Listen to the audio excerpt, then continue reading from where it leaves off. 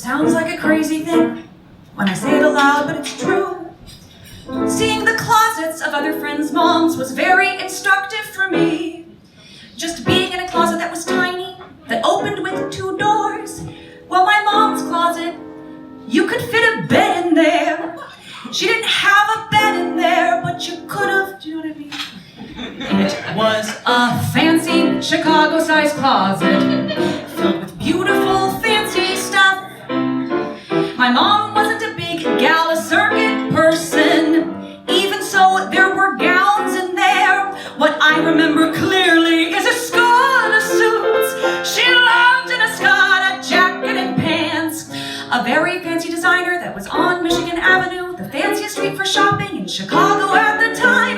The drawers were custom made so she could see all of her jewelry. And there was a safe for the really precious jewels. My friends' moms' closets didn't have stuff like that. So just that was a new awareness. And I grew up inside of a massive art collection, which included the pop masters on the walls of my mother's house and my grandmother's apartment, which was in the Ritz-Carlton.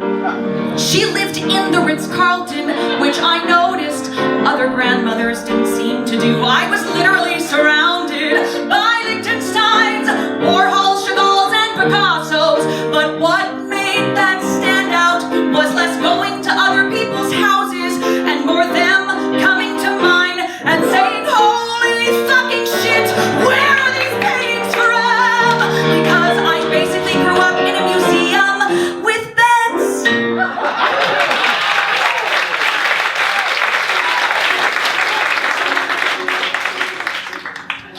I remember having a really come to Jesus moment. We went to the bank when I was 18 to a separate elevator from the regular people who bank there in the wealth management wing. We went into this room where there's a table that could seat at least 45 people. And there are just 4 of us for the meeting. Hanging over us are these enormous paintings of fox hunts. And there's a guy who's dressed like a butler with a cart to bring us pop drinks. In the Midwest, we say pop. I remember turning to one of the bankers, and I said, how wealthy are we?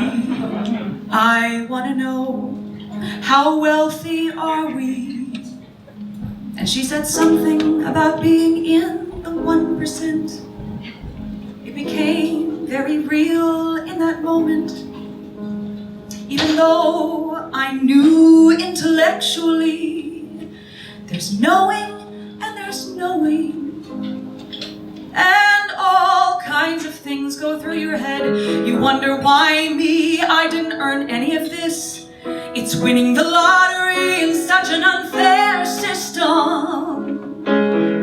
It has nothing to do with merit. And the tricky thing is trying to hold on to that and remember it. Because the stories, well,